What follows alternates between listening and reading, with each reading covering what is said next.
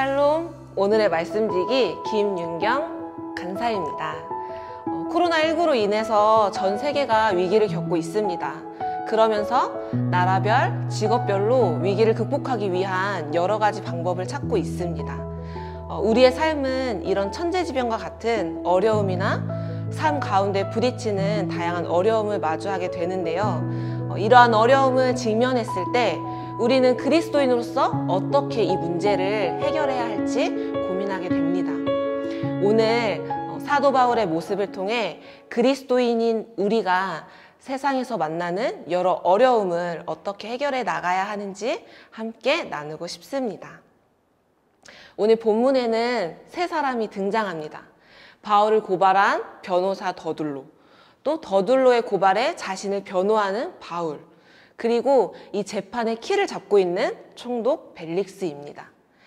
변호사 더둘로는 이미 몇 번의 반란을 매우 잔인하게 진압하며 강한 철권 통치를 하고 있던 총독 벨릭스에게 아첨하는 말로 이 마음을 사려고 합니다.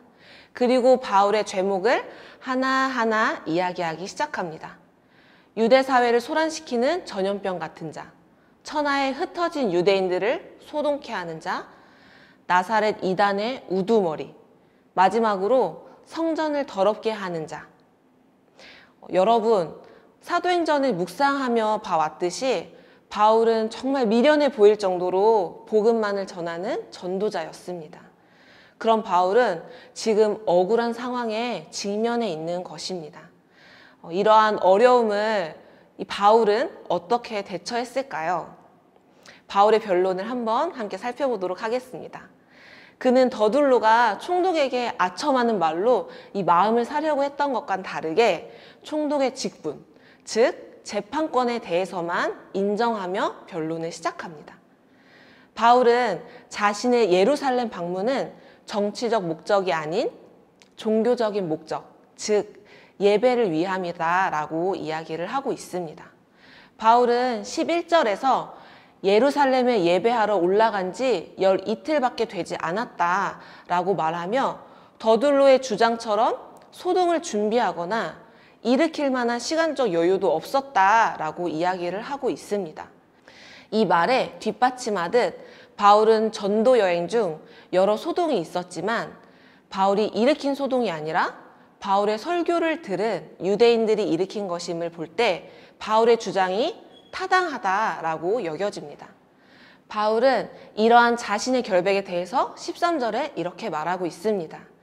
나를 송사하는 모든 일에 대하여 저희가 능히 당신 앞에 내세울 것이 없나이다. 그리고 나사렛 이단이라는 비난에 대해선 바울은 자신이 믿는 바가 다른 유대인들과 조금도 다름이 없음을 주장하며 자신의 행위가 정치적이지 않고 종교적이라는 것을 분명하게 말하고 있습니다. 더불어 하나님을 알지 못하는 이방의 통치자들에게 자신의 신앙을 고백하며 예수 그리스도의 복음을 증거하고 있습니다. 바울을 위협에 몰아넣은 재판이 오히려 복음을 전할 수 있는 기회로 변해버린 것입니다. 이것은 어떤 우연도 아니고 이미 예수님의 계획 가운데 있었다는 것을 우리는 마태복음 10장 18절 또한 마가복음 13장 9절을 통해 알 수 있습니다. 바울은 이방인을 위한 복음 전도자로 부름받은 자신의 사명에 순종하며 전도 여행을 이어오고 있습니다. 복음을 전하다 죄인으로 재판을 받게 되는 모습을 보며 누군가는 불쌍하고 미련하다라고 생각할 수도 있을 것입니다. 하지만 바울은 하나님의 말씀에 순종하고 그의 길을 이끄시는 예수 그리스도를 믿으며 세상과 타협하지 않고 이 삶을 꿋꿋이 살아갑니다. 하나님은 말씀에 순종하는 인간을 통해 하나님의 계획을 이루어 가십니다. 여러분을 통한 하나님의 계획은 무엇인가요?